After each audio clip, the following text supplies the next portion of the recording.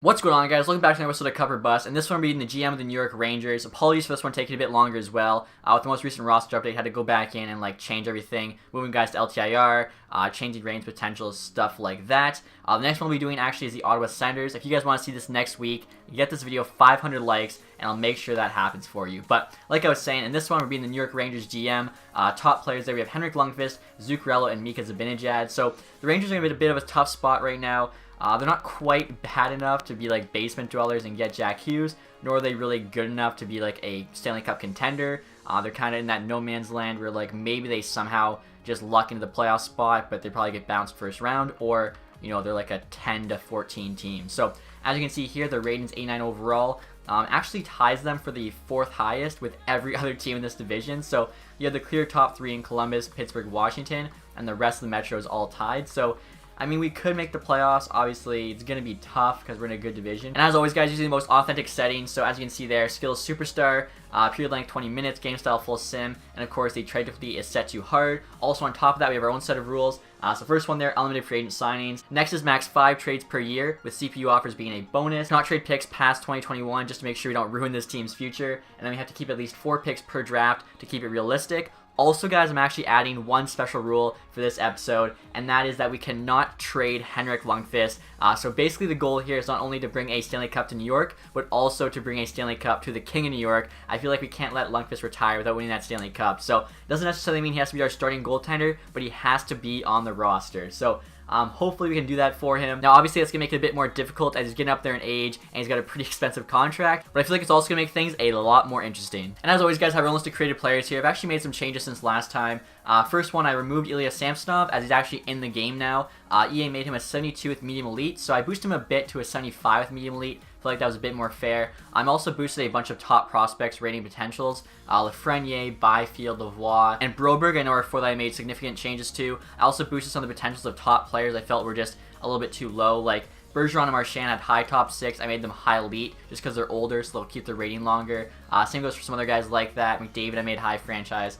Just different stuff like that you guys will see throughout all these new episodes. So starting off here, Adam Fox, no changes to him. 72 overall, medium top 4. You then have Cole Caulfield here, 70 overall. I actually changed his potential from medium top 6 to low elite, as it looks like he's going to be going in the late first round now. Personally, though, I feel like he's going to be like a DeBrincat kind of player, a late first, early second that turns out really well. Kel McCarr here, 76 overall, immediately potential. And next year you have Igor Shesterkin. Chance that he ends up being our backup. Obviously, it could be him or Georgiev. As you can see here, I've actually boosted him to a 76 now with low elite. I figured both him and Sorokin were a bit underrated just because of their age and playing in the KHL. So speaking of Sorokin, he's now a 78 there with low elite.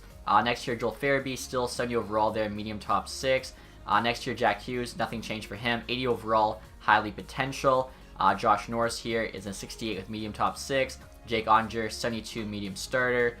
Kirill Kaprizov here is a 78 with low elite. Oliver Wahlstrom is a 73 with medium elite. Quinn Hughes here, 76 medium elite. Poland's a 66 medium top 6.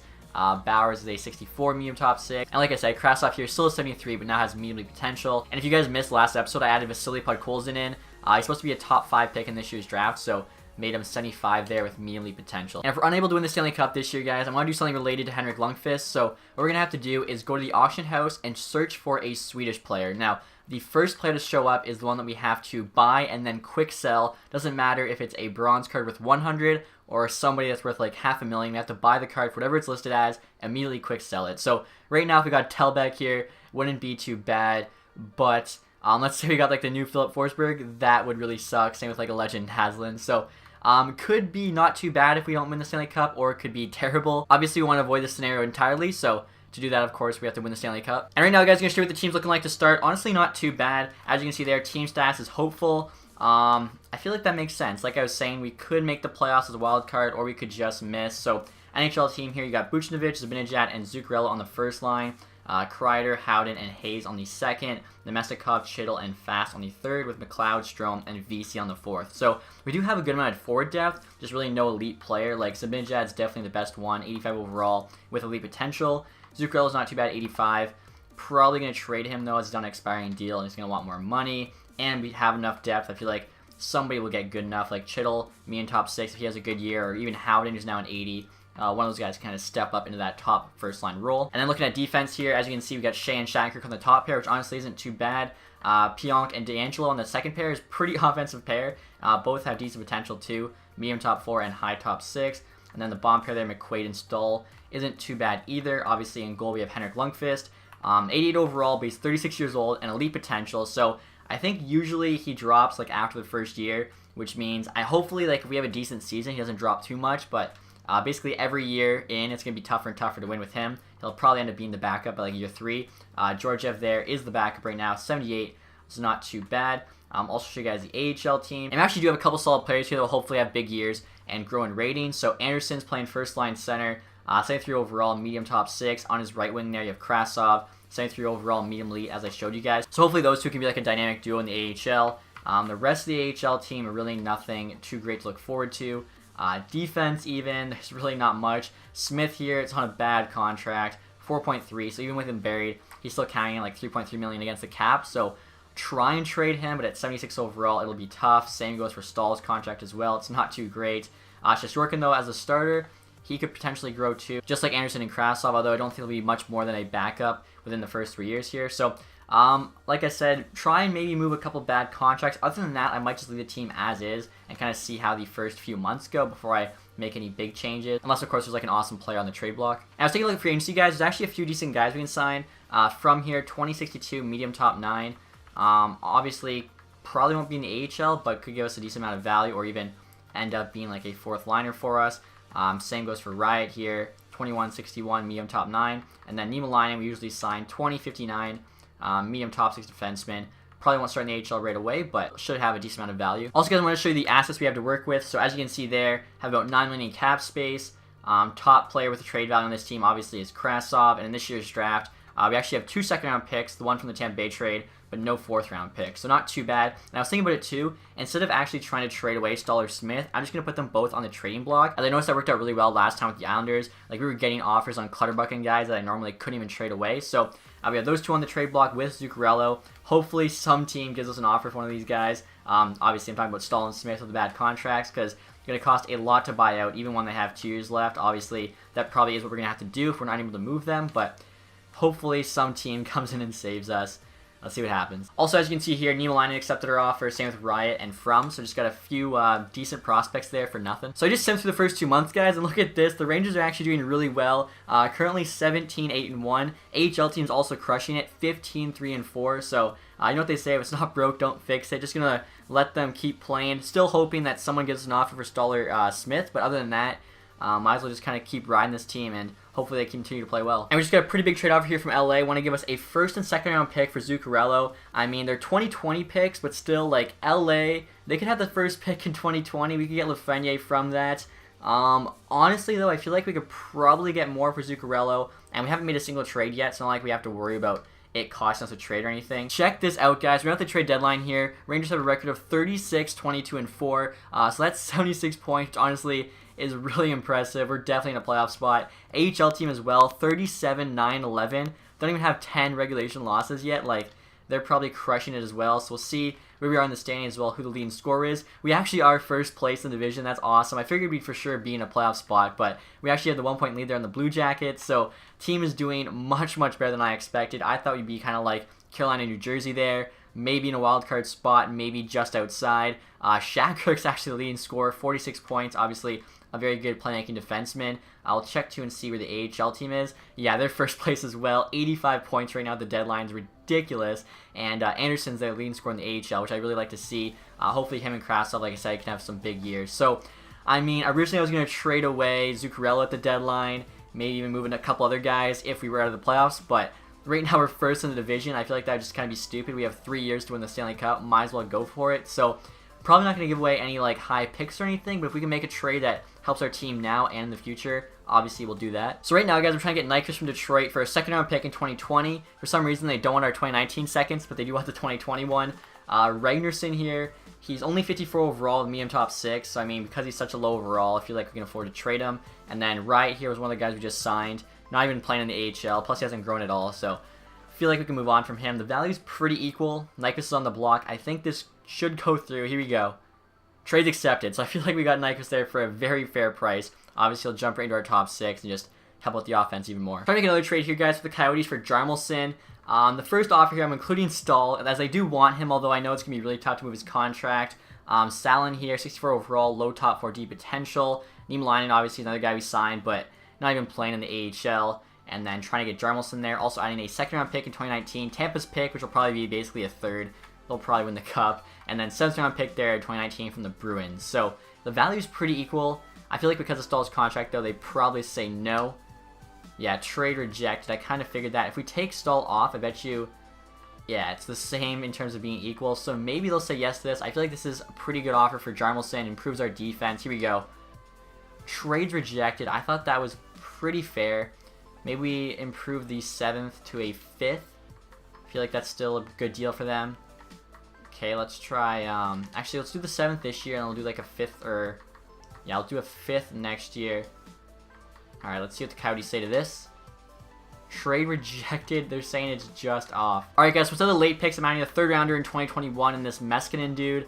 He's 23 years old and only 65 overall. He does have medium top 9, though, so some value. Let's see what Arizona says to this. Trades accepted, so there we go. We added a nice top 6 forward in Lundqvist. We get a top 4 D-man in Jarmelson. I just realized, too, both Swedish players there. We'll see if there's any other trades we can make, but honestly, I don't want to do too much, like I was saying, trade away any like top picks or prospects. I feel like that's enough to give us a chance this year, and we can still even keep those guys for next year, too. And after adding Lundqvist, guys, we no longer need McLeod. He'll just be scratched or in the AHL. He's actually had a decent year so far, 10 goals, 6 assists, so we'll see if we can get a 4th round pick here from LA. They have it on the block. They want him. And they say no. I kind of figured they'd be asking too much. Honestly, though, I'd even take a 7th. Let's try like a 6th first, though. Like, we can turn him into something. Obviously, it's better than nothing. They still say no for the 6th. Okay, I mean, they want him. Like, they got to at least be willing to give up a 7th round pick. Otherwise, why even say that they want him, right? And they do give up the 7th round pick. Alright, that's not too bad. Again, he wasn't going to be used, so we'll take it. And now, guys, trying to get a trade here with the Ducks for Daniel Sprong. For some reason, they have him on the block. 21 years old, 78 overall, medium top 6. He's a solid forward. Offering them 3 defensemen here, all unsigned prospects, all medium top 6 potential. So Keane, Gross, and Lundqvist there. Also offering them Bolesky, who they want, 76 overall 4th liner, making 1.9 million. So we actually save like 900K in cap if they do this trade. The value is equal. If they say yes to this, I think that's a steal. Obviously, those 3 guys aren't really going to help us anytime soon. Sprong, though, definitely could, and we save some cap space. So let's see what the Ducks say. Trade rejected. I thought, honestly, it might go through, but at least I think it's really close. So even though it says they want Bolesky, guys, they probably don't actually want his contract. So I took him off, replaced him with a 3rd rounder in 2019. Let's see what the Ducks say. The value is equal. Trades accepted. So there we go. Basically traded a bunch of small stuff that might not end up even helping us for Daniel Sprong, who, if nothing else, can just play on the AHL top line with Anderson and Krasov and absolutely dominate. So after the trade deadline, guys, our team status is still hopeful, but obviously we've improved a lot. Hopefully, you know, can keep having this kind of Cinderella year. So first line is now Zuccarello, Zibanejad, and Lundqvist. Second line here is Buchnevich, Chittle, and Kreider. Chittle's now an 81 overall, so he's already grown 4 this year. Now he's just giving up better wingers to play with. Third line there is Hayes, Howden, and Fast, and then the 4th line is VC, Strome, and Nemesnikov. So that's how good our forward depth is. Nemesnikov's on the 4th line. Also, too, he's making $4 million for 2 more years, so most likely we'll trade him in the summer, as we don't need him if he's on the 4th line and making that much money. Defense here is still Shea and Shattenkirk on the top pair, but we now have DeAngelo and Jarmelson on the second pair, with Pionk and McQuaid on the bottom. And then goalies, of course, have not changed. Lundqvist and Georgiev there. AHL, the first line is so sick. We have Sprong, Anderson, and Krasov. I think the rest of the lines are the same, aside from Bolesky moving down there to the second line. And then defense, put Stahl on waivers, shocker. No one picked him up, so he's now in the AHL here, along with Brendan Smith. It's like the 2 guys with the terrible contracts. Clausen there as well. Like, the AHL D is pretty solid. And of course, Engel, we got Shishorkin. So, I mean, both these teams, I don't know. They're both, the AHL team, it makes sense they're playing so well. The NHL team, they do look like a playoff team. I don't know if they look like first in their division, though, but I'll keep streaming here and see how we end the season. And as you guys can see there, we did not win the division, but we did finish in 2nd place, right behind Columbus. So that's not too bad.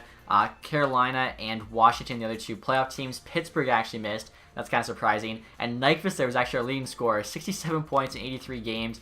I'm pretty sure when we traded for him, he had like almost 60 points, so didn't really do too good on our top line for whatever reason. Shattenkirk there, though, 58 points as a D-man's insane. Zibanejad, 57. I think he actually picked it up a bit. He had like 40 at the deadline, so he actually was almost a point per game.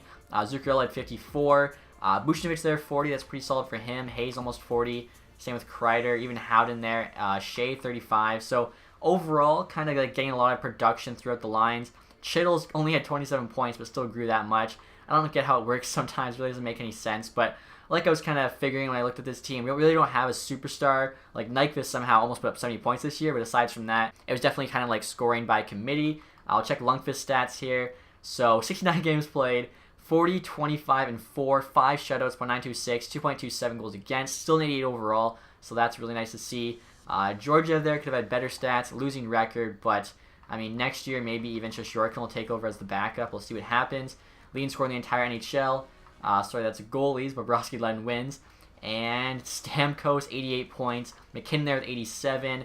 Kucherov, 82. Ovi there at 80. Looks like he probably led in goals as well. 56 goals. Yeah, he did. Ovi's just always a beast. And quick look at the AHL team here. Anderson has 51 points. He's actually up to a 75 overall now. Same goes for Krasov. He only had 38, but he's also a 75. Daniel Sprung, I don't even see here. He must have had a rough year. I guess it doesn't count the games played for other teams. 9 points in 15 games. Pretty good season for him, I'd say. So I'll check where everyone finished in the standings. I guess while we're on the AHL team, we're first in the division there. Where are we in the entire league? We're first in the league too. So yeah, the AHL team is stacked. And looking at the NHL team now to see where we finished in the standings. Let's see here. So we finished 14th, not too bad. The worst playoff team there was Washington, 90 points. So that's kind of good. If you had 90 points or more, you made the playoffs, easy as that. And Vancouver Canucks actually finished last place this year. So I'll see who we play in the first round. Obviously, we kept Zuccarello, kept some other guys we could have traded for picks. So I really don't want to just get knocked out in the first round. Don't really expect to win the Stanley Cup, but obviously going to take it one series at a time. You never know what could happen. So we actually got Carolina there in the first round. Let's take a look here. See what their team's looking like. So first line here, they have Teravainen, Aho, and Williams. Aho I actually boosted from high top 6 to medium elite. I think it makes more sense for him. Svechnikov, Rask, Ferlin, McGinn, Stahl, Martinuk, Upshaw, Walmark, and Fogle. So decent forwards. I think ours are better. Defense obviously is pretty solid in Carolina, but ours is actually just as good. It's kind of very similar too. They have like 385s and like 380s. Mrazek and Darling's their goalie tandem. So I mean Lundqvist obviously a much better goalie there than their tandem. So I think we have a very good shot here to win this first round. Obviously, the sim, you just kind of have to hope goes your way. So we'll sim here, see what happens. Would be awesome to at least win a playoff series with this team. Lose the first game in OT, but at least we kept it close. Lose the second as well. Don't get swept. There we go. We win in Carolina. Come on, win game 4, tie it up. Oh, we lose game number 4 there. Hopefully, we can win 3 straight here. We win 7-4. Win 2-1. One more game. Oh, I thought maybe we could make the comeback happen, but game number 7, lose 1-0. So that does really suck. Like, we could have traded Zuccarello for picks, other guys, but the team was playing so well, it just didn't make sense. Hopefully we can at least keep those guys, and then if we want to, trade them for something this summer, opposed to losing them for nothing to free agency. Also, AHL team here is currently 1-2. If this AHL team that was first in the league gets knocked out first round, they go 1-3 in the first round. How unlucky is that? And as you guys can see here, draft results just came in. Philadelphia gets first overall pick, so they now get Jack Hughes along with Nolan Patrick, Giroux, Voracek. That's insane. Montreal there picks 2nd, Vancouver 3rd, Colorado there at 8 via Ottawa. I would love to trade in the top 10 and get one of the medium elite guys. I'm pretty sure there's about 10 of them. So we'll take a look here at the draft class. This is the first time looking at it. It's the last time you can before the draft. So obviously, yeah, Hughes there is supposed to go first overall. Sherov here, this guy is made up. Same with the German here, Heberlein. Broberg there at 4. Put Coles in, Cousins, Dak, Lavoie. Boosted him to medium elite. For some reason, they have him as a medium top 9, even though everywhere he's supposed to go top 10 in real life. Krebs is medium elite. Suzuki is a high top 6. I did the same for Kelly. He's also a high top 6. They have Kako as low as, was that Central Scouting? He's at 13.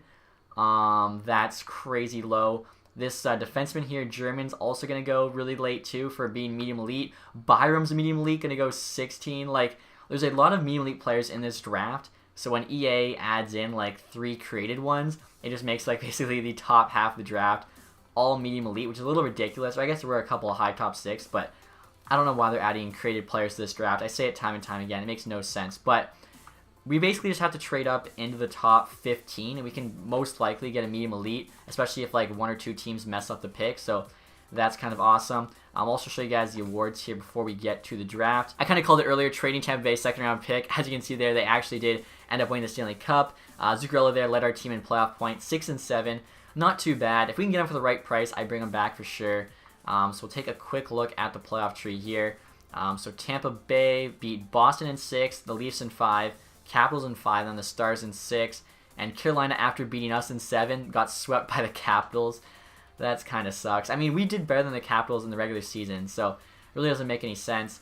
Let's see. So yeah, Columbus won President's Trophy. Dallas there, Clantis Camp. Dallas always seems to sim really well in this. I think it's just because they have a sick first line. So Stamkos there, Art Ross Trophy winner. McKinnon though got the Hart. James Norris, Hedman. Lady Bing though goes to McKinnon. Calder there goes to Peterson. Conn Smythe to Kucherov. Vesna there goes to Jones, along with William M. Jennings. Pietrangelo got to Bill Masterson. O'Reilly with the Selke. McKinnon also got the Ted Lindsay, and then Obi there, Maurice Richard. So a lot of Nathan McKinnon and Tampa Bay players taking home hardware this year. AHL here, so Charlotte Checkers won the Calder Cup.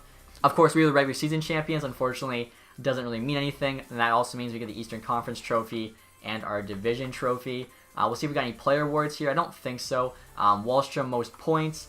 Let's see here. He also got the Outstanding Rookie. See, we could have got this last episode with Islanders, but we accidentally had to call Wallstrom out because we were trading so many guys away. Quinn Hughes there, best defenseman. Picard, best goalie. McElhinney, MVP. I think he's won that before, actually. Pekka there, sportsmanship.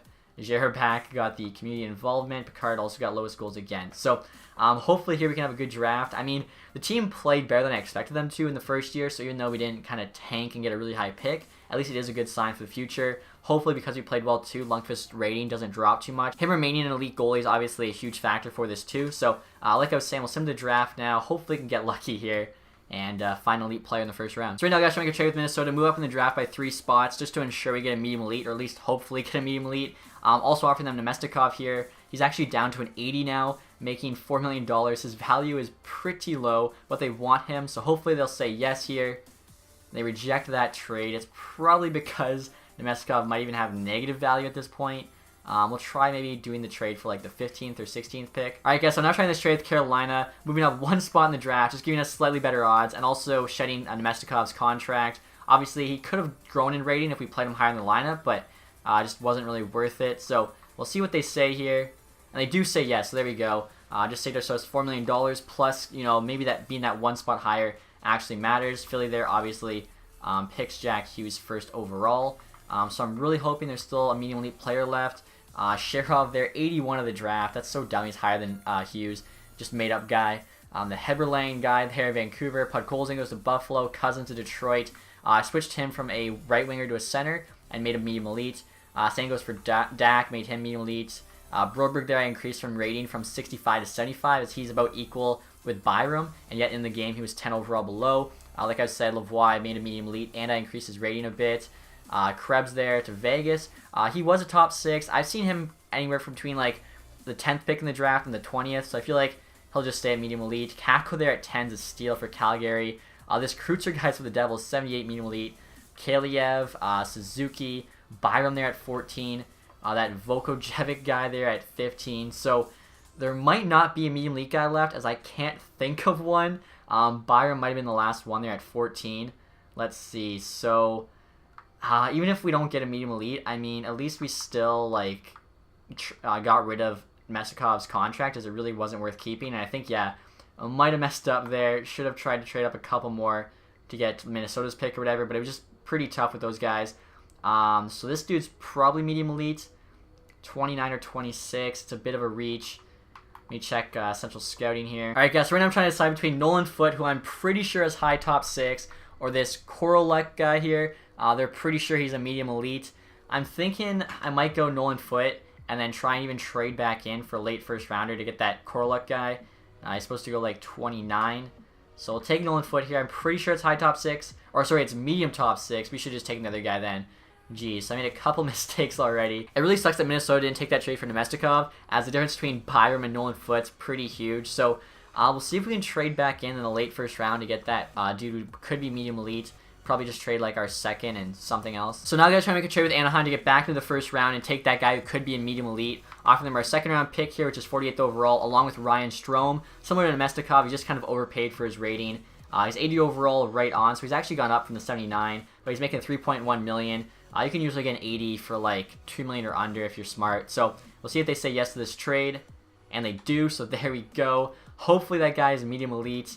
Even if he's not, it's still not a terrible trade, as like I said, we got rid of cap space there in Strome, so I think it works out either way. So Coral Luck here from Belarus, please be good. And he's a medium top 6, so not elite, but still not a bad player either. Our next pick here, guys, is pick number 17 in the 5th round, so we didn't have a 2nd, 3rd, or 4th, but I mean, we had 2 first rounders. Penner here, I didn't even notice him. I totally forgot to check gems. Guaranteed low elite, that's really solid. Just gonna see if there's any other gems. He's the only one left, so that worked out really well. I was just so focused on like potential, forgot to check that. So 6th round pick here. Hopefully we can get another solid player. Obviously we'll probably just check by potential. We know there's no more gems, and checking central scouting this late in the draft really doesn't make any sense. So we could take a couple risks here on guys who could be medium elite. This guy's gonna go soon actually. Melicon, medium elite. Actually, I think instead I'm just going to take Yaskin here. Guaranteed low top 6. Like, that's not too bad. 51 overall. We should have a 7th round pick left. Hopefully with that, we'll get the low top 4 guy. The guys that have, like, the medium elite, the 1 bar, pretty much never are. Like, you want at least, like, a 50-50 chance of medium elite. So Pasic there. I mean, the draft's almost over, too. We could probably get him in free agency if he is. So instead, we'll take the... Actually, do we take guaranteed low top 4? Do we take the fringe starter goalie? We'd probably take the guaranteed low top 4. That's probably slightly better. And he's 50 overall. Actually, we have 2 7th round picks. I forgot about that. So we can take him and the goalie.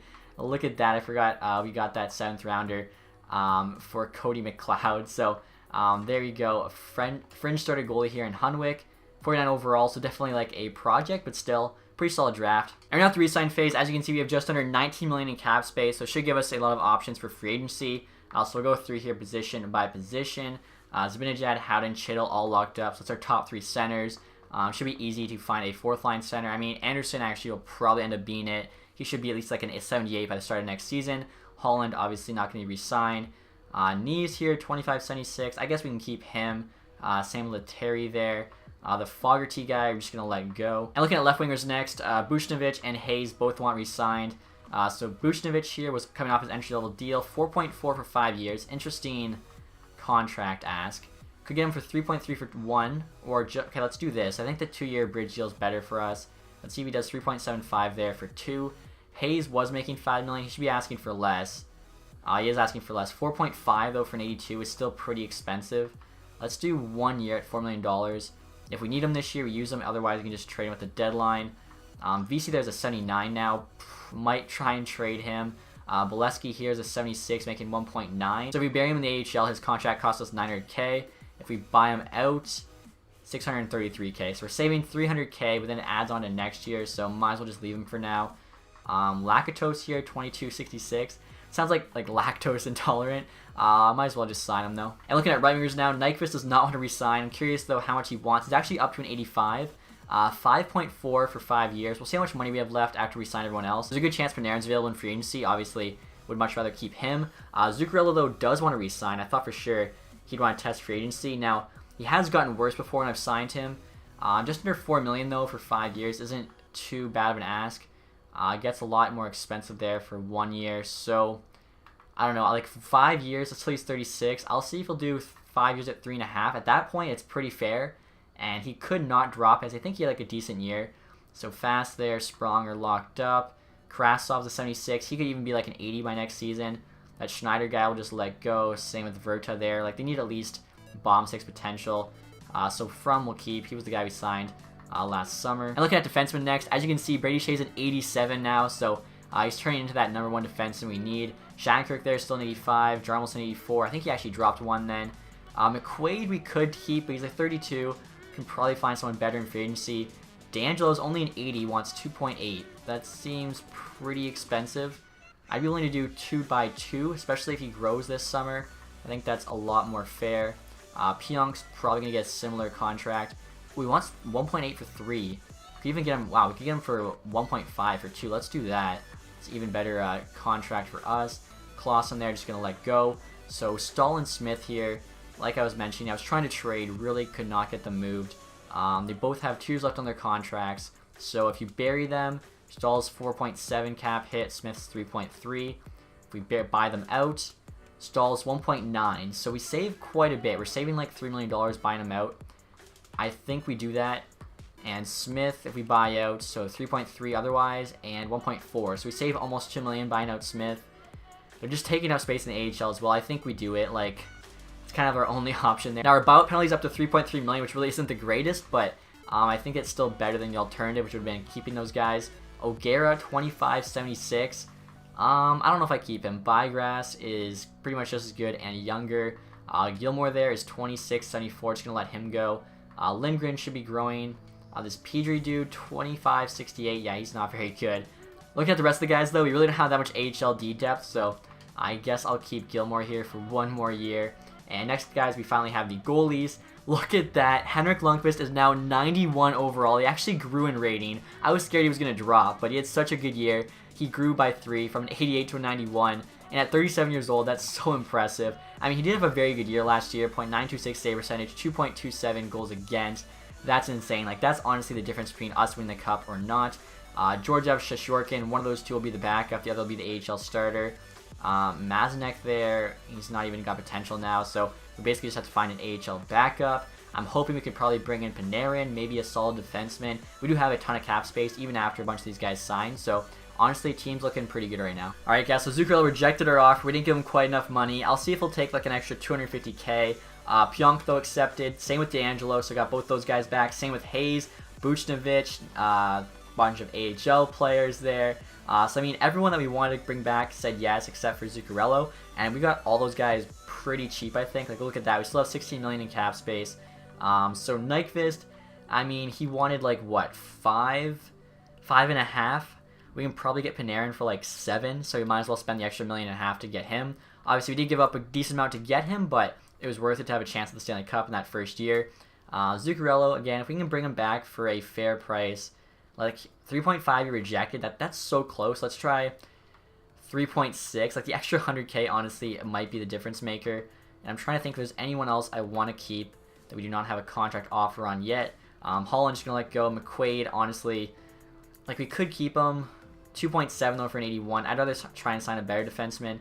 All these other guys have like no potential, so or they're bad potential like AHL there, so no reason to keep them. And look at that, guys. Zuccarello rejected our original offer, holding out for an extra 100k. So we also got this O'Gara dude, 70 potential, but the AHL defense needed some help. So same to free agency now. I'm really hoping Panarin's available, as well as a top 6 defenseman that's a bit younger than McQuaid. So let's see what we got here. We should have about 13 million in cap space. We do have just over 13 million, and Panarin's there. He's actually the top free agent available. Carlson's actually not here. Usually he is. So San Jose found a way to keep him, and as I say that, I realize they kept him over Pavelski. That is very interesting. Pavelski's 34, though, with top 6 potential, so signing him definitely scares me. Brain Point here is an 86. We'd have to give up a lot, though, to get him, like a first and a third round pick. Honestly, it would make more sense to trade for him, which we probably could do. Actually boosted his potential from medium top 6 to high top 6, so I feel like Point is just that good. We could bring Char to the team. Char is always really solid. So obviously the first guy we're going after is Panarin. He wants 7.9. So we're actually going to be paying him about 3 million more than Nyquist, but I think Panarin's worth it. 89 overall. He's so sick. So we'll make him that offer there. 8.5 million for 7 years. I'd like to also sign Chara. I feel like he would just be a nice addition to this team. I only want him for 1 year though, so let's try 1 year at 5 million. I think that he just makes our defense that much better. And check this out, guys. I was looking at goalies out of curiosity. Varlamov's now at 90 overall in free agency. So he had a great year for Colorado, I guess, and they're just running with Grubauer. Or he knew he had a good season and just wanted to test free agency. Mrazek as well is now an 89. He was an 81 to start the year, so he played so well with Carolina. He got a +8 boost. That seems kind of ridiculous. The thing with those goalies, like Varlamov, not so much because he was an 87, I think. But Mrazek, who was an 81, like if you sign him for 6 million, he has one bad year after this, like the first year after, he could drop right down to like an 83. So definitely a risky signing. Laner there's now an 86. Talbot's an 85. So all these goalies jumped a lot in rating from having a good season. So I did say we needed an AHL backup. So let's check potential here for two-way goalies. So Sen, 23 and 68. That's not too bad. He's got medium fringe star potential as well, which is pretty good. So I guess we could do that. We just need an AHL backup. He doesn't have to be great. From like 900k. We'll also check skaters here in case there's anyone with some good potential. Bachfist, medium top 6. How does he not get... Are you kidding me? So if we can get him, obviously going to give him the max offer. That's a steal. I think he's on New Jersey. I remember him from the last cover bust. I don't know how they don't keep him. Salin here, we traded. I forget who to, but that team did not sign him, so we're going to get him back. Just a free ad. Smith here, it's an RFA, but we'll give the max offer there if we can take him from Dallas. Might as well. Also, guys made offers on Schnarr, Olsen, and Zetterlund, who are like always available. I don't know why. They're decent potential and decent rated for their age. Also trying to bring back Fu here just to be like a good AHL player for us. I'm going to check all here in potentials. Sometimes there's guys that want a one-way deal, but like a cheap one-way deal, and they're younger. For whatever reason, the team doesn't sign them. So like Ernie here, but he's an RFA. He could be cheap though to trade for with Tampa if we do need a fourth line winger. So what I'm actually going to try doing here is signing him to 1 year at 1.25, as he's asking for 1.37. So he might say yes, and I know Tampa's like cap strapped, so maybe we can get him from them. Verana here is also available right now, 23-year-old, 80 overall RFA. Same goes for Heinen. So those are definitely teams we could look at making trades with.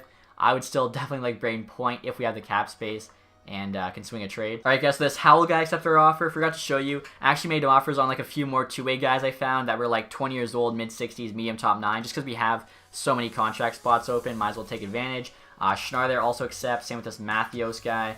Zablocki, he's actually 68. He's not too bad. Olsen, Bachfist, medium top 6 for free. Like, that's an insane free agent signing. Send there, so we get our AHL backup. Salin. Still need to hear back from Panarin and Chara. Panarin's the big fish we want. Smith accepts our RFA offer.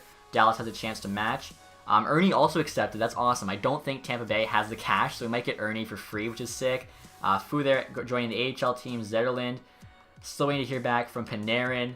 And Chara rejects the offer. Didn't give him enough money. We offered him $5 million. I don't know how that's not enough. Panarin, though, accepts. That's the one we really cared about. This actually might happen in real life as well, so that's kind of sick. So because we missed out on Chara, guys, I'm now trying to sign Nathan Beaulieu to be a bomb pair D-man for us. I think D'Angelo should be like an 82 by next season, if not higher. So he can be on the second pair of Jarmelson, and then Beaulieu can be the bomb pair with Pionk. I feel like he's 26, 79, could become an 80. So I'd much rather do 1 year, I think, on him, and just kind of hope for the best. So we'll see if he takes 1 year, 1.9.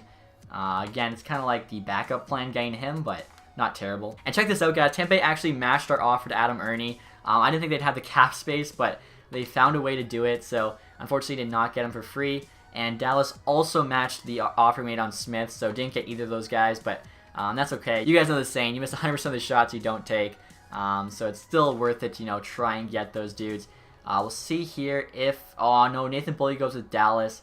Alright, so that kind of sucks. So because we missed out on both Chara and Beaulieu, guys, now trying to make a trade with Winnipeg for Jacob Trouba. They can't afford to sign him, so he's an RFA on the block. Offer them our first-round pick in 2021 and the Zykov prospect we signed, or just drafted, sorry. Low top 4D potential, 50 overall. It'll be a while till he makes the NHL. So the value is pretty much exact. Trouba's on the block. This trade should go through. Trade rejected, really. I thought that was more than fair. Really don't want to trade away many more picks, as picks are pretty valuable. I feel like we'd have a ton of like okay prospects though that could make this go through.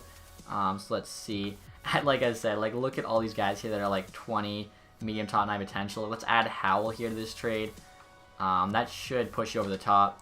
And there we go. So Jacob Trouba, hopefully we can get him on a decent contract. Honestly, that makes our defense, especially the top 4, very, very solid. And right now, guys, trying to sign Trouba, so I'm offering him 4.25 for 6 years. He's actually asking for less than I thought, less than he is in the free agent market. So if he says yes to that, honestly, very solid contract. And look at that, guys. Jacob Trouba accepted our offer, so that's awesome. We have a very solid top 4 now with him, Jarmelson, Shea, and Shattenkirk.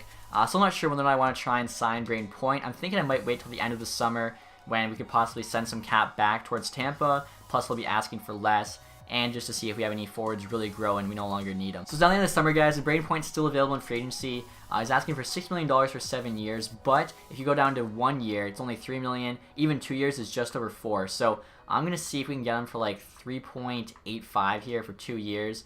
Never mind. I'll take him a bit more to make sure we can give up the first and the third round pick, as we don't have our second. So yeah, $3.93 million there for a first and a third. Now he's actually worth quite a bit more than that, as he does have high top 6 potential. I thought about making a trade for him, and honestly, a first and a third round pick has less value than what we would have had to trade. So if he says yes to this, this is an absolute steal. And check this out, guys. Braden Point accepted our offer. Honestly, we got him at such a good value.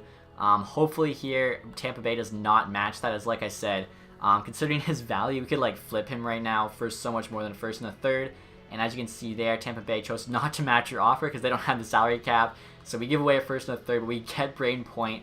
Obviously going to keep him for right now, as he's so good. Like with high top 6, he could get even higher rated than this.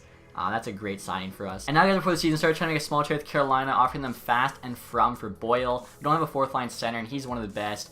Obviously, he's big there at 6'6", very strong, good face-offs, just your kind of perfect fourth line center. Fast would be playing fourth line for us, and we have Krasov in the AHL who's like just as good, we could call up. Plus he's a sniper, so I don't really need him on the fourth line. And then from there's like kind of our worst of the 20-year-old medium top 9 forwards we have. So the battle's on our side, Boyle's on the block. This should go through, and it does. So there we go. We can actually only make one more trade now, so we'll save that for the deadline obviously, and hopefully it's like a big splash to like help to give us a Stanley Cup push. But honestly, really liking the look of this team. And check this out guys, heading into this season, our team status is champion, so pretty big upgrade there from hopeful. I'll show you guys the lines right now. I'm very excited about this team to see how they do.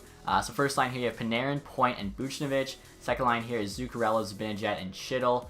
Third line is Hayes, Howden, and Kreider. And then fourth line here is Sprong, Boyle, and VC. So, I mean, we have a lot of depth there. I mean, we can move guys throughout the lineup. We can put Sprong even second line if we wanted to. Move Chittle down. Like, we can move guys all around. I'm hoping this first line here does really well. Buchnevich is still pretty young, so hopefully he grows in rating.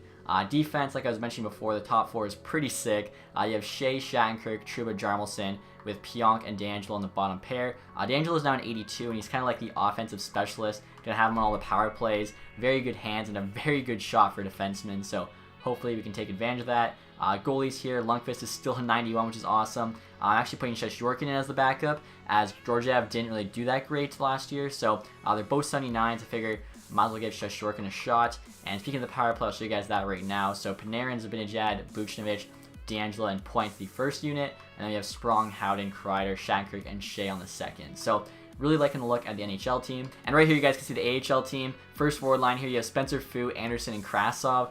They should honestly be able to tear it up. The rest of the forwards are all pretty good too. You can see only one is below a 70. Defense there's also solid, pretty much all 75 except for the bottom pair, but honestly, Jack's not too bad. He's got decent potential. And then goalies, like I was saying, Georgiev there is also a 79, so he's a very good AHL starter. And then Sen there's a 70 backing him up. So AHL team should have another good year. Not sure if they'll be as good. NHL team, hopefully they're back in the playoffs. Hopefully Panarin can have a huge year for us. Obviously that big free agent signing. Lundqvist can keep playing well. Let's see what happens. And it's now the beginning of December, guys. As you can see there, record's 12, 11, and 2. So not quite as good as it was last year. Hopefully can turn around here towards the deadline. Definitely a streaky team to start the year off. Like we had 7 straight wins here, starting with the Capitals shootout win, and then after that we lost 6 to 7. So just gotta try and get some consistency. And we're at the trade deadline here, guys. As you can see there, we definitely turned it around a little bit. Record's now 32, 25, and 5. So 69 points at the deadline. Nice. Hopefully it's nice enough for a playoff spot. Continue to be a streaky team as well. Lost our last 3 games before the deadline, and then before that I think we won like 6 to 7. So just, yeah, very, very streaky team. Also, the AHL team there is doing really good, 30, 18, and 8. So we'll see where we are in the standings. Like I said, hopefully a playoff spot. And never mind, not quite. So we have a positive record, but not good enough. We're, what, 6 points back there? Sorry, that's the West, where 69 is good enough. But yeah, in the East right now, 69 is not good enough. We're 6 points back of the Devils. So we can only make one trade. It's going to be tough to decide here what we do. Panarin there's got 50 at the deadline in 62 games. We're just about. That's not too bad. So gotta hope this team can rally back here in the second half of the season. Kind of sucks. So right now, guys, trying to make a trade with Vancouver, offering them Kreider and Hayes. Both have expiring deals. Probably not gonna bring either back, as they're overpaid and definitely underperforming. Kreider here, even though he's 83 overall, he's got 17 points right now, and Hayes also 83 overall, only has 16 points. So doesn't really make sense to give them that money. I'd rather like spend $8 million or $8.5 million on another superstar to play with Panarin. So trying to get back for Tannen though, as I feel like he's a solid young player for the bottom 6, 80 overall there, good physical stats and speed. Also trying to get back some draft picks there just to hopefully hit on one of them, get like a medium elite or medium franchise even in the mid rounds that you can use in a trade during the off season. So the value's pretty equal. We'll see what Vancouver says here.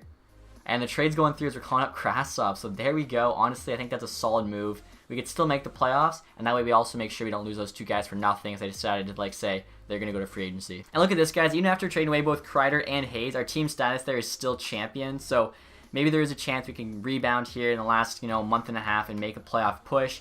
So the first line there is the same. Second line is now Zuccarello, Zibanejad, and Chittle. Third line here is Sprong, Howden, and Virtanen. And the fourth there is Bolesky, Boyle, and VC. So still not a bad forward group. Obviously, defense hasn't changed. Goalies actually did make one change. I called up Georgiev to be the backup, as Shashorkin, I didn't even realize, was just playing like shit. As you guys can see here, 13 games played, 2 wins. Like, that's so bad. Less than a .9 save percentage, averaging almost 3 goals against, and one of his wins was a shutout. Just not good enough. Unfortunately, though, he'd have to go through waivers, so we just have to leave him scratched. But when the season's over, if we don't make the playoffs, we can send down Georgiev to the AHL to give them a little bit of help. But right now, obviously, trying to make the playoffs still, even though we did make that trade. It was more of just kind of like a safety net trade than anything. Obviously, we do still have a chance if we can get on a streak here late. We're a streaky team, so if we catch fire, I think we still have a chance. We're 6 points back. I think we have a game in hand. We do. Or no, we don't have a game in hand. Never mind. 6 points back. A month and a half to go. Let's see if we can pull it off. And we're at the end of the season here, guys. As you can see there, I finished the record of 41, 33, and 8. So not too bad a finish, honestly. That's 90 points. We did, have a bit of a win streak there after the deadline. Not quite a win streak, but we did win a good amount of games. So hopefully it's enough for a playoff spot. Last year you needed 90 plus. Gotta hope one of the teams above us didn't have a great second half. Here you go. We might be on the outside looking in. Wow, look at that. Our division's insane. Pittsburgh there at 96 points and still missed on the tiebreaker. Are you kidding me? 90 points was not good enough.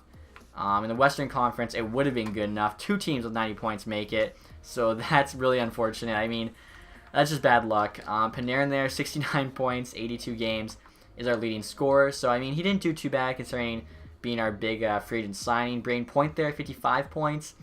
Would have hoped for a 60-plus point year, but it's not bad. Zibanejad, 50. Buchnevich, 42. Maybe he'll grow. Zuccarello there, 33. Wish he would have got at least 40.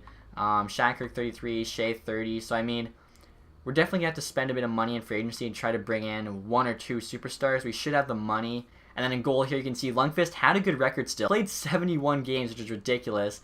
39, 27, and 5 in those games. Put up 5 shutouts, .921 save percentage, 2.39 goals against. He's still a very good goalie. So yeah, I feel like we just got unlucky this year. Hopefully we can bounce back next year. If we get lucky in the draft too, find some diamonds in the rough, that would be huge. So we'll see where we finish in the NHL. I bet you we're top 16 team in the league. And if we miss the playoffs as a top 16 team, that's just so shitty. Because if it wasn't for the conferences, you're in the playoffs. So let's see, where would he finish? And never mind, we finished 18th. So we were tied there with the 16th seed, but I guess they had a better tiebreaker. And last place is the Edmonton Oilers, 55 points. Detroit and Ottawa and Vancouver right above them. The teams that usually do bad. Totally forgot to look to and see who got first. Tampa Bay there, President's Trophy after winning the Stanley Cup. That is unreal. So our AHL team, I think, is in the playoffs. Hopefully they can make a run at it. Like I said, I'll send down Georgiev to give them a better chance. Oh, wow, they might not make it. They've got 88 points right now. I'm not sure how the wild cards in that work, but hopefully they can find a way. All right, guys, so our AHL team did make the playoffs, playing the Phantoms here in the first round. Hopefully can actually win this round. Last year, of course, knocked out in the first. And we're down 2-1, 2-2. Oh, my God. Again, first round knockout for the AHL team. We have a sick first line, solid defense, really good goalie. Doesn't make any sense. And look at this, guys. Draft results just came in. Edmonton's picking first overall again. They're going to get Alexis Lafreniere. This is actually exactly what happened in my Seattle franchise mode, so it's kind of funny they get Lafreniere to go along with McDavid. What is that, their 5th first overall pick in 11 years or something? Absolutely insane. Carolina 2nd there. Montreal 3rd. So, obviously, like I said, we got really unlucky this year. I'm hoping we can bounce back in the 3rd year. If not, it's going to cost us, potentially. So Lafreniere, obviously, going to be first overall, highly potential. And like I mentioned earlier, at the beginning of the video, I did boost his overall. So hopefully he's higher rated than everyone else out of the draft. Same goes for Byfield here, who's actually only projected to go 6th. So I'm curious to see what they are rated. Also show you guys all the awards and stuff, as well as who won the Stanley Cup. It's actually a team I mentioned earlier about always doing good in the sim. As you can see there, the Dallas Stars are your Stanley Cup winners. So the teams that usually do good are the ones that continue to do good here. I'm hoping we can break that next year, be a Cinderella story. So Dallas there beat Chicago in 5 in the first round, Nashville in 6, LA in 7, and then the Capitals in 5. Chicago and LA I really don't see making the playoffs next year with how they're doing this year, but you never know. So we'll check the awards now as well. Obviously know that. And they beat Washington there, right, in the Stanley Cup final. Ovi at Ross and the Hart, pretty insane. James Norris goes to Carlson, so Washington's cleaning up. Lady Bang, Jane Schwartz. Tolvin in there with the Calder. Bishop got the Conn Smythe and the Vezina and the William M. Jennings. Are you kidding me? Char there, Bill Masterson. We could have had him, but I guess we didn't give enough money. Getzlav, the Selke. Ovechkin, Ted Lindsay, and the Reese Richard. So yeah, OV, Washington Capitals cleaned up. And let's check AHL awards now. So the Senators there win the Calder Cup. I don't think we won our division or anything, just double checking. Yeah, we did not. Player awards, just going to see if we won any. Farabee, most goals. Dallin there, most outstanding rookie. This McDonald guy here won best defenseman. I'm not actually sure who he is. Markstrom, best goalie. Hutchinson, MVP of the playoffs. Farabee also got sportsmanship. Markstrom got lowest goals again. So no awards at all for us that year. As you can see here, Ty Ronning actually led the AHL team in points with 62. He did better than Krasov and Anderson somehow, but those two guys should still hopefully be in the NHL next year. So we'll get to the draft now. No first round pick, but like I said earlier, just hopefully we get some late round steals. So just into our first pick, guys. Pick number 4 in the second round. As you can see there, Lafreniere went first overall, of course. 78 overall, high elite potential. I really don't get it, though. I actually boosted him to like a 72, I think, in junior. And he has 2 seasons to grow, not just 1. And still he gets like beat out by these other made-up guys. That's so annoying. I mean, he does have the better potential, so he'll end up being a better player, hopefully. But it is still annoying. Like, this Kennedy dude is 83 overall, medium elite, so 5 higher than Lafreniere in the 2020 draft. Like, I hate seeing it. I don't think I'll ever stop complaining about it. This Natanen guy as well, 82 medium elite. Byfield there got to a 77. Looking through, there's actually a bunch of medium elites in the top 10. I think the last one, though, was, 11 to Arizona. And I think after that, there was one medium elite I saw. This guy right here, Lottie, got drafted by Columbus, pick number 21. So, I did look at the draft class, and I think we can actually get a couple medium elites. One right now, and then one in the 3rd round. There's also a couple gems. I think there's like a starter goalie we can get late. Postma here, low franchise. We can get him late as well. I don't know how I missed him. So the one that's going to go next is Markov, 72, guaranteed medium elite. Obviously, we'll take him. And then the guy that's supposed to go 80-something we'll take in the 3rd round. 53 overall, so yeah, he's not going to be making the team or anything, but still can definitely use him in a trade or something. Definitely should have a decent amount of value. And right there you can see the goalie I was talking about, Morris. Guaranteed star potential. Ranked there is like 117, so should be able to get him with one of our next picks. Obviously, right here, we're going to take Kabanov. Was scared he might be gone. Central Scouting rank 82, but our scouts have him at 75. I mean, guaranteed medium elite. Should be better than that. I think they're both Ukrainians. Maybe they're like on the same team or something. I don't know. But back-to-back medium elite picks in the mid-rounds. That's like very, very good. Actually, was that a 4th round pick? That was a 4th. Oh, no, sorry. We just simmed the 4th round. I'm an idiot. So, right here, hopefully we can go with the low franchise guy. Or let's see who's ranked higher. So he's 164. Could also go there with that defenseman who might be medium elite.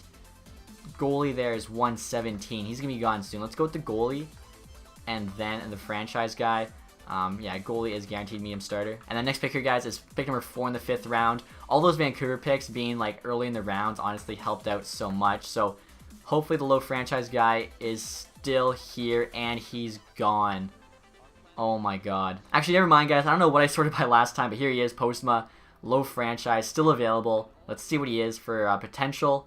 Low elite. Okay, that's honestly so good, though, for the 5th round. I didn't really expect him to be franchise potential, especially being a forward. You pretty much never find those outside the 1st overall pick. So next pick here. So far, this draft's been so good for us. Better than last draft, honestly. We didn't even have a 1st round pick, so kind of funny. Guaranteed low top 6. I mean, it's guaranteed value, which is good. There's also a guy who could be low elite. Let's go with the actual Russian there, Lebedev, and then maybe go Baikov next. Just give us guys we know are going to have trade value, because we're going to have to make some trades here. Shake this team up to turn them into a Stanley Cup winner for next season. Actually, guys, better than this low top 6, there's 2 goalies here, both guaranteed medium starters. Medium starting goaltenders have more value than low top 6 and low top 4D. Now, there's a few guys I still want left. I think we only have one more draft pick, though. So I'm going to see if we can get maybe a couple more picks here in the 6th round. So right now, guys, trying to trade with Ottawa for their 6th and 7th round pick in this year's draft. This Chekovich guy's got low top 9. He's just there for the roster spot. I'm actually trading them Brian Boyle. He dropped in rating to a 77, so that kind of sucks. He was the perfect 4th line center. Now he's a bit too low rated, I think. Adding this Postma dude is low elite, but if we get the 2, or the one starting goaltender and then the other low top 4D or whatever, those guys have more value than the low elite. So Might as well just make this trade, plus get rid of Boyle's contract. We'll see what Ottawa says. Trade's accepted. Okay, so there we go.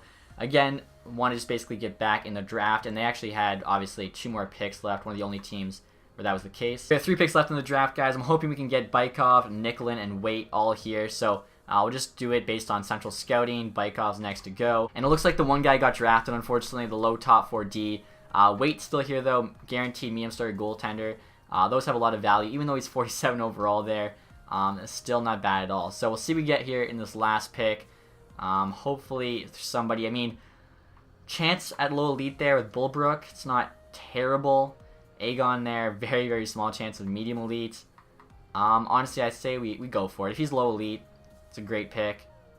And he's low top 6. That's still very solid there for the mid-7th round. And that's it for the draft, guys. Like I was saying, kind of funny. Didn't have a single first-round pick in this draft, yet we made out so much better than last year's draft. Hopefully we can flip some of these guys in some nice trades, do well in free agency as well, and find a way to win that Stanley Cup next year. And we're not the re-sign phase here, guys. As you can see at the bottom there, have almost $13.5 million in cap space, so don't have very many players, honestly, to re-sign, so most of that should be able to get used in free agency. As you can see, all of our centers are locked up. Anderson, I'm hoping, like, he's got to make the NHL next year. Honestly, I might even trade him, as Niev's there. Could be our 4th-line center. So those 2 guys at the bottom 6 we'll keep. Basically, anything that's above AHL, you're going to keep. Koroluk there's a 69 now, so probably sign him to play in the AHL as well. And then looking at left wingers here, Panarin, Buchnevich, and Schittle all locked up. VC does not want to resign. I mean, he's kind of always underperformed. Bolesky doesn't want to resign. I mean, I wasn't going to resign him anyways.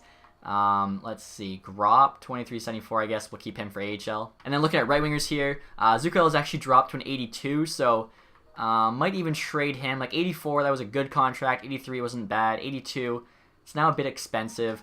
Curious to see what Sprong asked for as an 80. 3.2 million for 3 years. Yeah, I think we're going to do the 1-year deal as you're an 80 overall, so not quite worth that contract. Probably give him like 1.5 here for 1. Krasov there still 79, hoping he can make a big jump. Virtanen here is a 79, so he dropped 1. Let's see, for 1 year, we'll probably offer him like 1.1. I think he's just a good 4th-line forward. And then looking at our defense here, guys, our entire top 6 is all locked up. Hopefully some guys can grow this summer. Shea, he's actually an 88 now.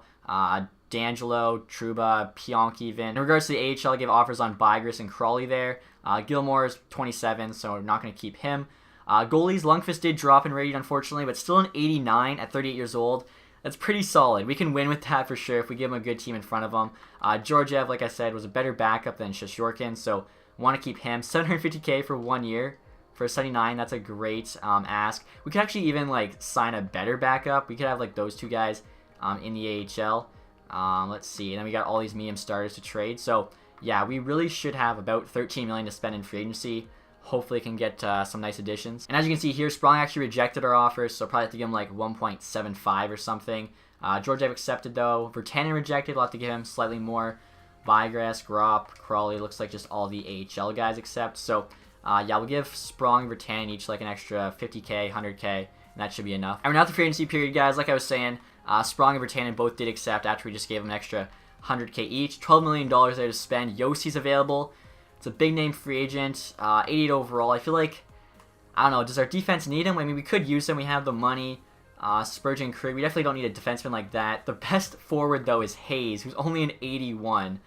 Jeez. So we might as well go for Yossi because we have the money. Wow, it's actually all like our former players there. Hayes, Nemestikov, Fast, all 81, all want a little under 3 million.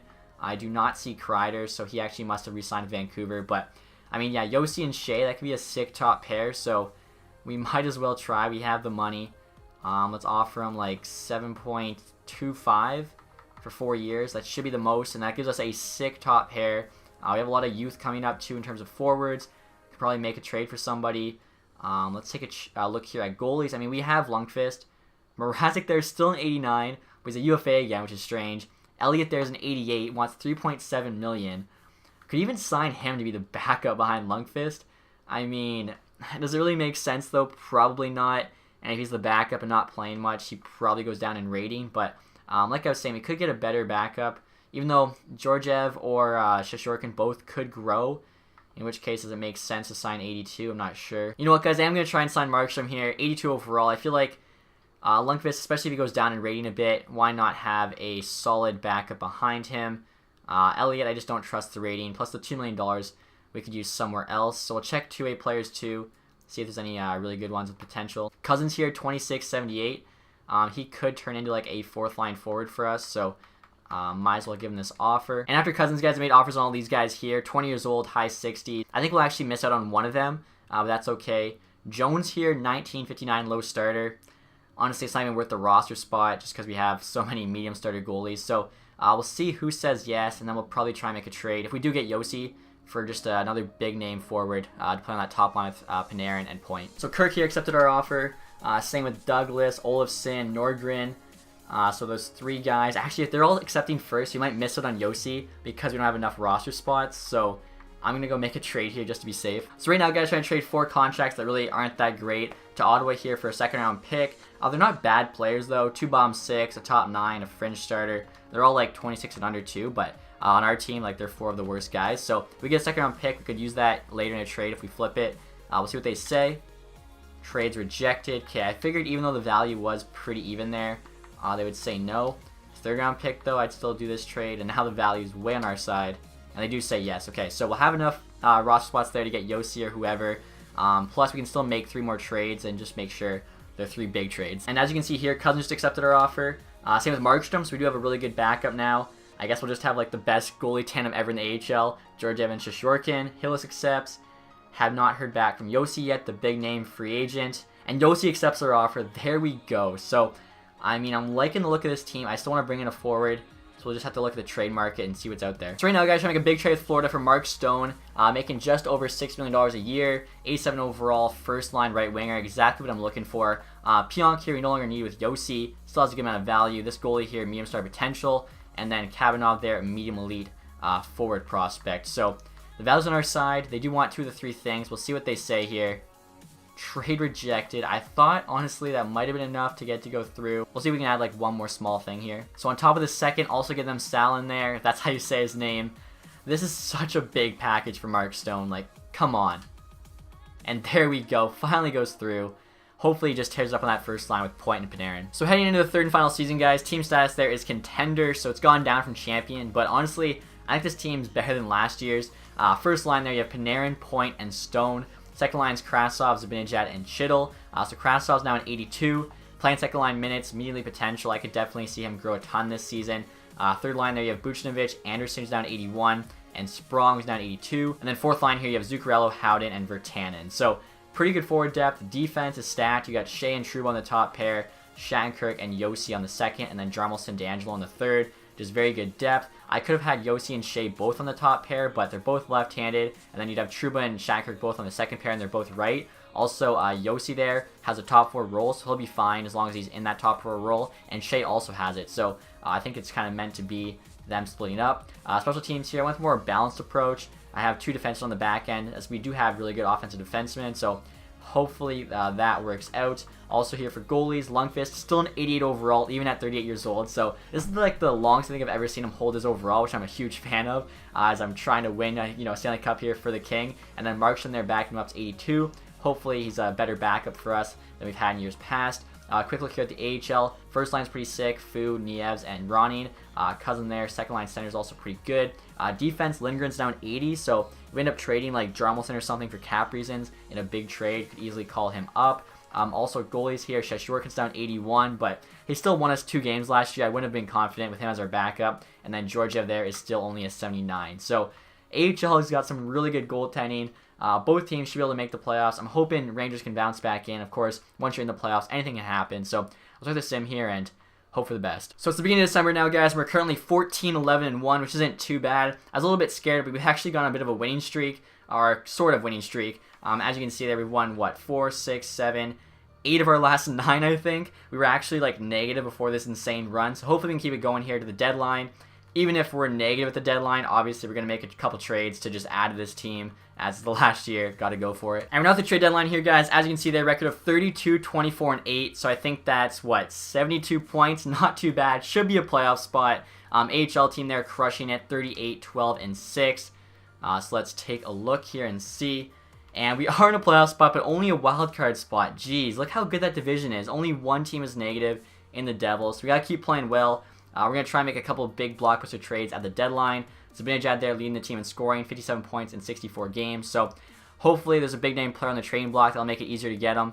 Let's see what's out there. So right now, guys, we're trying to make a huge trade with the New York Islanders. I don't think this trade would actually ever go down, but I'm going to try it anyway. So Barzal, for some reason, is on the block. 6 years left there at $10.2 million, but he's a 90 overall center, 23 years old, medium elite potential. What's he got there? 40 points on the year, so maybe, playing with Panarin and Stone, he can be even better. Also trying to get Ho-Sang there, who's also on the block, 84 overall, only making $2 million. So they want Zibanejad. I'm going to give him up if we get Barzal. Jarmelson there is basically just there for the money. Waits, a medium star potential goalie. Bachfist, medium top 6, third round pick. Honestly, if the value is pretty even, they have both things on the block. This is like a steal for us, I feel, if we get Barzal and Ho-Sang. Let's see what they say. And trades accepted. We're calling up Lindgren. Oh my god, we just fleeced the Islanders. And our next trade here, guys, is another blockbuster. I told you guys to make 2 blockbusters. Mikko Rantanen, for some reason, the Avs have him on the trade block. He's got 3 years left there at $9.2 million. He's a 24-year-old, 91 overall winger. He's got like 59 points right now, or I guess that'd be, 57 points? Or 58 points, sorry, in 62 games. He's a beast. Put him on the top line with Barzal and Panarin. Like, are you kidding me? So, Buchnevich and Zuccarello. I'm offering both of these guys as they have the salary, so kind of have to. And then Markov here, left winger with medium elite potential.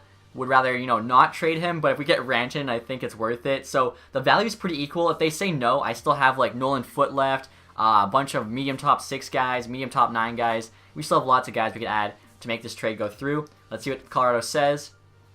They reject it. Okay, they're saving salary to re-sign players. Ooh, that might make it tough. Let me see if we can take Buchnevich off, it still works. Okay, so we could, instead of him, we could add on, like I was saying, we have Nolan Foote here. Same with this Korolek guy, 1971. Also a bunch of low top 6. There's Penner guy there, there's low elite. Let's try just him. Right there, it actually might go through. Let's see what they say. And we have to move down Virtanen, who's waiver eligible, and call up Neves, which makes no sense. That means it's pennies that were over the cap. So I'm going to see if Colorado would be willing to retain $500K. They probably say no now. No, they did say yes to the $500K. Oh my god. So that's insane. I can't believe we got that to go through. We added Rantanen and Barzal. Oh my god, our team is so good. So obviously, guys, after that trade deadline, team status is now champion. I mean, we just added 2 90-plus forwards. So look at that first line. Rantanen, Barzal, and Panarin. Cost almost $30 million, so hopefully they tear it up. Second line here, you have Stone, Point, and Ho-Sang. Fourth line is Buchnevich, Chittle, and Krasov. And on the fourth line, you have Sprong, Howden, and Anderson. So pretty nasty. Defense here, top 4 hasn't changed. Shea, Trouba, Shattenkirk, Yossi. Bottom pair is now Lindgren and DeAngelo. And honestly, it's pretty solid as Lindgren is an 80 overall defensive defenseman. And then you have DeAngelo there who's an offensive defenseman. So should be a good pairing. Lundqvist here is actually 86 overall now. But still, with the team in front of him, we should be able to win a cup for him. Markstrom again, I'm glad we have that 82 backup to help him out. Also, too, we almost had to lose Virtanen to waivers. He's actually scratched right now, but I mean, I'm just so petty. Didn't want to lose him for nothing. Also, right there's a look at the power play. I mean, it's basically just the first line, Yossi, DeAngelo, and then second unit there, you can just see we have Krasov on the point. So, I mean, this team is stacked, absolutely stacked. Obviously, first things first, they have to make the playoffs, and if they do, hopefully they can win the cup after that. And the regular season is now over. We finished the record of 40, 29, and 13, so 93 points. It's going to be close. Hopefully that's enough for a wild card spot. AHL team there continues to dominate, at least the regular season. Come on. And we did make the playoffs. Oh my god. Okay, yeah, I was worried there, but we have a wild card spot. Looks like we actually have the last one in the East. That is insane how stacked all these teams are.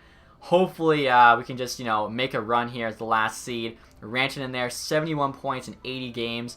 So we actually didn't play 2 games just because of the trade there. So that kind of sucks. I mean, he could have had even more points. Panarin 63, Krasov 60, Stone 57, Barzal 56. When we traded for him, he had 40, so he had almost a point per game after we traded for him. For whatever reason, wasn't doing too well with the Isles. Chittle there, 56 points.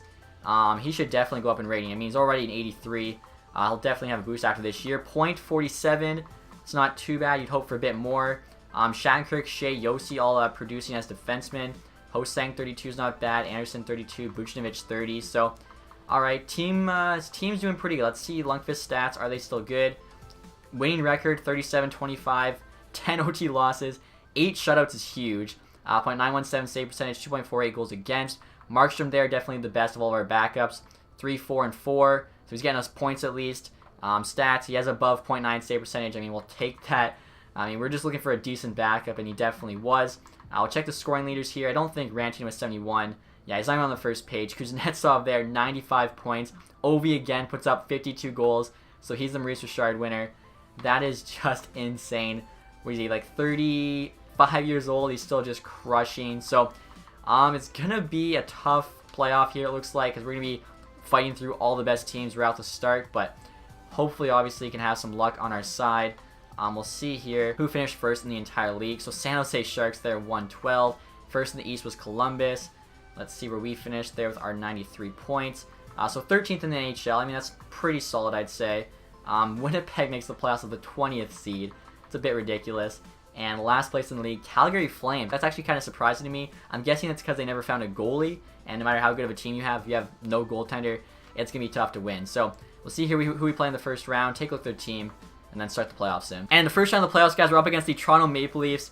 Their first line there is sick. Nylander, Tavares, and Marner. Then they have Kadri, Matthews, Johnson, Marlowe, Andrea, and Grundstrom. And then fourth line's Brown, Hyman, and Kapanen. Bomb 6 is a little strange. They have Hyman playing center. Andreoff, 77 is the third line center. Defense, Riley. They brought in Krug, Liljegren, Dermott, Ceci as well they signed. And Zaitsev, obviously goalie, is still Frederik Anderson. Ryan Miller there is the backup. So, I mean, still a solid team. Looks like the only player they lost was Kadri. So, let's see here if we can beat the Maple Leafs or not. I'm really hoping we can. Obviously, didn't make the playoffs last year. The year before that, lost in the first round. Let's just get a playoff win. Come on. Here we go. So, we lose the first one 1-0. At least it's a close game. 5-4. Come on. Let's find a way. 4-1, are you kidding me? Oh my god. This team was so stacked, and we got swept in the first round. I don't even, like, what are you supposed to do? So some good news here, guys. At least the AHL team finally won us a playoff series.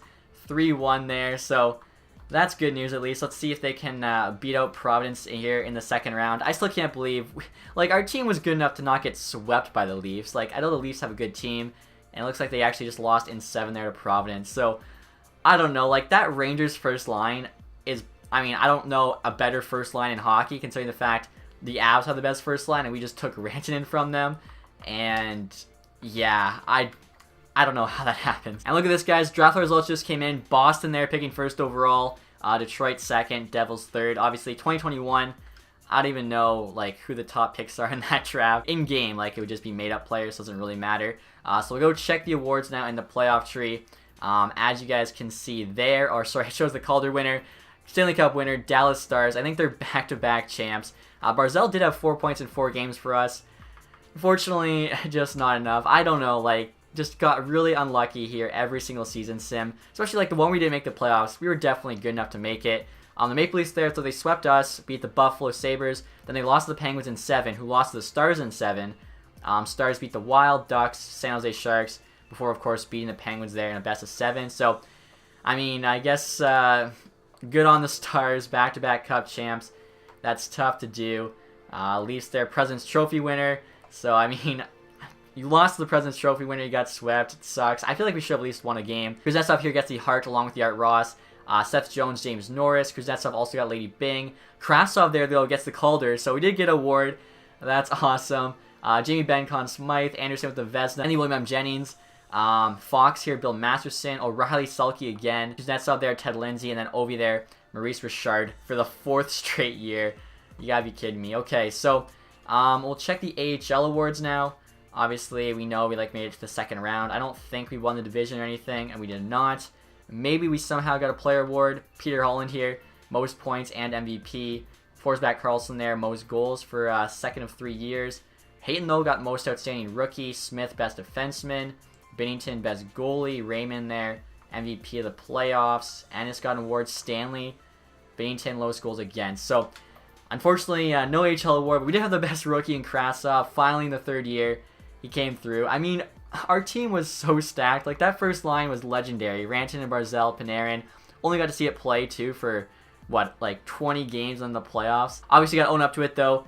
Our job as GM here, win a Stanley Cup, couldn't do that, so we'll go to the punishment now. Hopefully, it's not like that Forsberg Christmas card when we go to the auction house. Alright, guys, so here we go. Gonna go to the auction house right now and decide our fate. I'm hoping, like, the thing is, it could be a bronze card and some, like, idiot could have it listed up for, like, I don't know, 100,000 buy now and just kind of screw us over. So, here we go. Carl Soderberg, it's not a buy now. So, the first buy now would be Jarmelson there. If we were like, what, a few minutes later, there's a Forsberg there, there's a Clef Palm, so we got lucky. Klingberg there also wasn't a buy now, so Jarmelson, we got lucky. He was actually on the team, though, so it is kind of fitting. Buying him for 3K. I was worried, like, if it was that Forsberg card or, like, the Legend Naslin or something, oh my god, I've been so upset, but luckily did avoid it. There was also that Carlson, Evo Tallinn. Alright, so yeah, we got lucky there after some unlucky playoff runs. Hopefully you guys enjoyed this episode. If you did, please leave that thumbs up. Besides that, guys, thank you as always for watching. Have a nice day. Goodbye.